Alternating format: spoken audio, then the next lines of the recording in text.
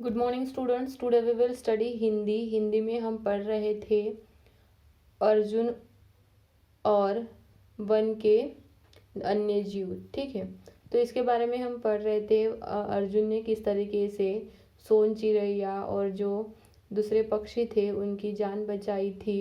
जो सिल्क जो कीड़ा था उसकी उसने जान बचाई थी, वो टहनी उसने तोड़ी नहीं थी। ठीक है, और उनके घर को बचाया था। तो एक दिन अर्जुन अर्जुन को वनवास अर्जुन और उनके भाइयों को वनवास होने के बाद उसी समय डाकुओं का एक दल वहां आया। उसे देखकर अर्जुन छुपने की जगह तलाश करने लगे। तो उन्हें वनवास हुआ था, तो वनवास में वहां पर डाकुओं का दल आया था उन्हें ढूंढते हुए। ठीक है, तो अर्जुन अपने छुपने की जगह ढूंढ रहे थे। वे इतने बलशाली थे कि अकेले डाकुओं से मुकाबला कर सकते थे। वे कमजोर न थे, कमजोर होकर छुप नहीं रहे थे। वो अकेले ही बहुत बलशाली थे कि वो अकेले ही उनका सामना कर सकते थे। लेकिन परंतु वनवास की एक शर्त थी कि पहचान में आने पर वनवास की अवधि बढ़ जाएगी। लेकिन वनवास की क्या शर्त थी कि अगर किसी को पहचान में आ गए कि आप अर्जुन हैं, आप उसके भाई हैं, तो आपकी सजा बढ़ जाती है।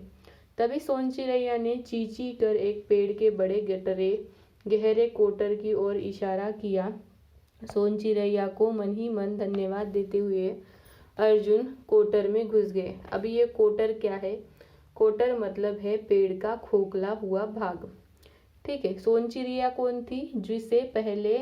जिसका पहले कुछ साल पहले अर्जुन ने घोंसले को बचाया था, वही सोन चिड़ैया चींची कर पेड़ के गहरे के कोटर का उन्हें रास्ता बताया। ठीक है, मन ही मन धन्यवाद देते हुए अर्जुन कोटर में घुस गए। कोटर कोटर चिड़ियों का घर था, चींटियों का घर था। चींटियों ने उन्हें सिर से पांव तक ढक लिया था। तो वो जो कोटर है मतलब खोखला जो भाग है पेड़ का, वहां पर बहुत सारी चींटियां थी क्योंकि वो चींटियों का ही घर था। तो उन चींटियों ने अर्जुन को पूरे सर से पांव तक ढक लिया था।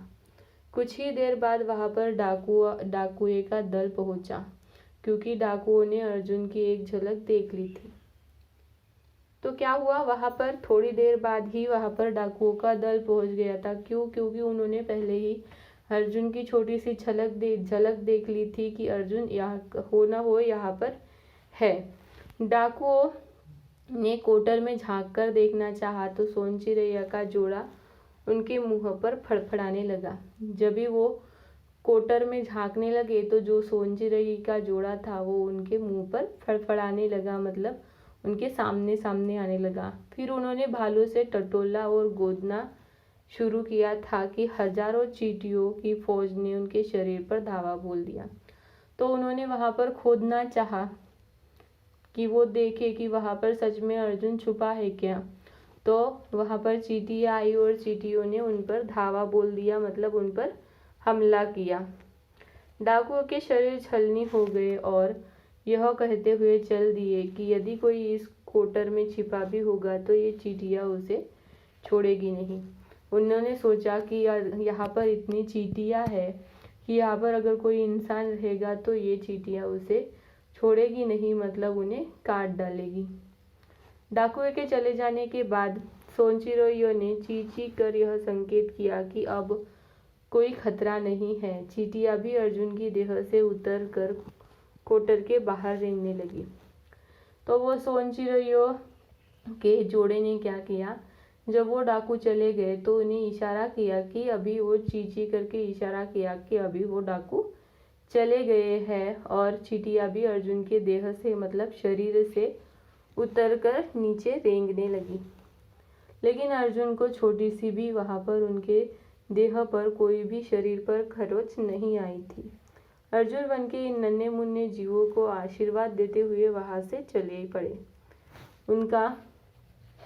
उनका मन नन्हे मुन्ने जीवों के उपकार के आभार से भारी था।